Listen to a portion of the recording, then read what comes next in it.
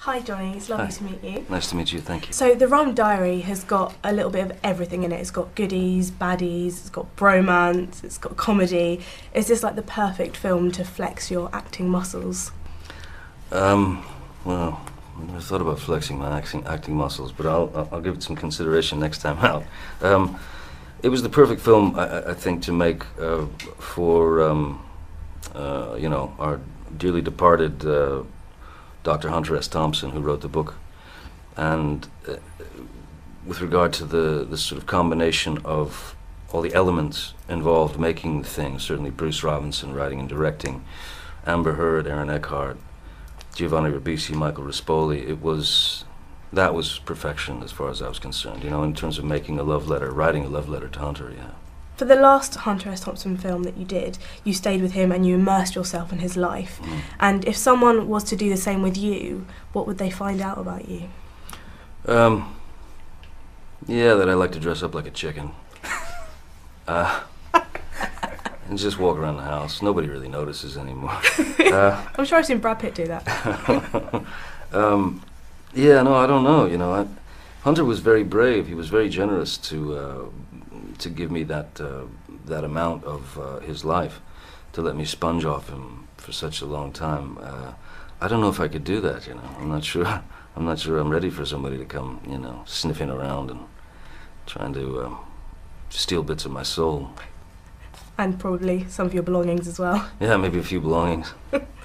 You spend a lot of this film hungover. What is the, #1 Johnny Depp cure for a hangover? Oh, you must play through. Yeah? You must continue on, yeah. Without any help? Well, I mean, maybe a couple of aspirins or something, but then I think it's important to just go ahead and, hair of the dog, as it were. Excellent. What's your favourite hair of the dog? Whatever's necessary, really. It doesn't, well, I think, if you go into the arena of, let's say, some of our greatest writers, Charles Dickens, I think he had a sort of penchant for champagne in the morning. Why not? Why not? Sounds amazing. Yeah. Now, the Radio 1 listeners were really excited when they knew I was going to be talking to you, so we got a couple of their questions. Sweet.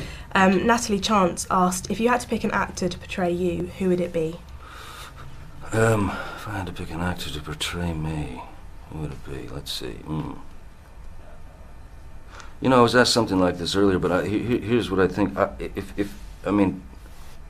Because I'm pretty ignorant when it comes to who's out there and who's I don't really know who anybody is, unfortunately. You know, I don't watch much current cinema. But if there were a film to be made about my life, I would say the most interesting way to do it would be with dogs. Please tell me more.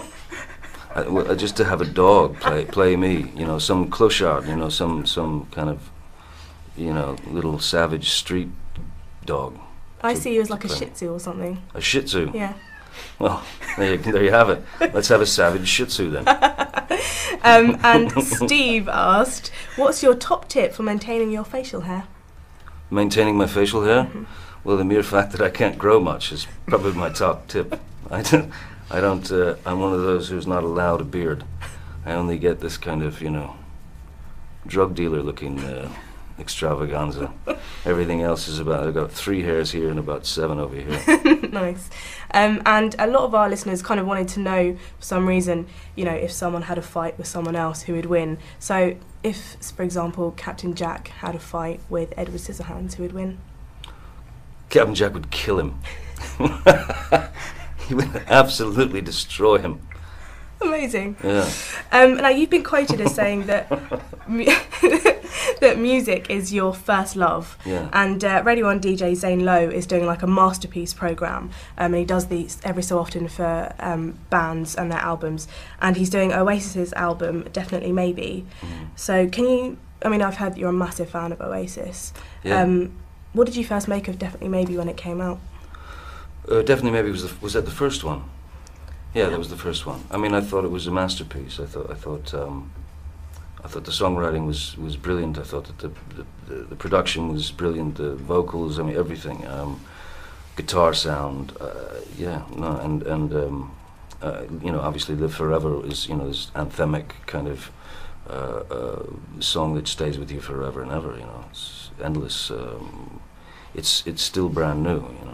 and that's really achieving something in music when it's still new, 10 years, 15 years after the fact. And if you had to pick a tune from Definitely Maybe to play on Radio 1, which one would it be? Let's see. I think it would have to be Slide Away. Nice. Yeah, Slide Away. I was convinced you were going to say Live Forever after what you just said. Yeah, no, I'd play Slide Away. And you're quite a fan of England, from what I can make out. Do you think that this kind of film is perhaps more suited for an English audience because they prefer less Hollywood type blockbusters? Yeah, I think. I mean, a film like this was never intended to be anything other than what it is, which is a sort of a film about Hunter S. Thompson's kind of early days as a journalist. So it was never about explosions and bouncing, nubiles and stuff like that. It was always about bringing this sort of love letter to Hunter to the screen, and doing it in the best way with the writer-director Bruce Robinson from Withnail and I. So yeah, in that sense, it does have a much more sort of. I believe it'll be much more appreciated over here. It was never a film that was made necessarily for Wichita, Kansas. Do you know what I mean? Yeah. So yeah, I think people will get the humor a lot more here. Yeah. Well, yeah, I mean, the humour is the best thing I think about this film. People aren't expecting it to be so packed with it. What's your favourite humorous scene in this? Well, there's so much. I mean, I can remember shooting the scene in The Witch Doctors, Papa Nebo's, where, I mean, it was virtually impossible to keep a straight face. There was also, when we did the acid scene, I mean, having to look at a grown man and say, your tongue is like an accusatory giblet. That's a hard one to get out without giggling, without falling over, laughing. There's so many funny scenes in the film, so many strange moments that, too many to sort of mention. And finally, Johnny, la gente está muy loca. What happened? Just sing it, you knew your Spanish like you in the film. Pretend you do. Yes, I'm with you. It was the #1 in England, and everyone kept saying, Johnny, la gente está muy loca. The people are going crazy, and everyone wanted to ask you that as well from Radio 1. They thought they were being original. It's very good. I'm going to have that tattooed to me later this afternoon.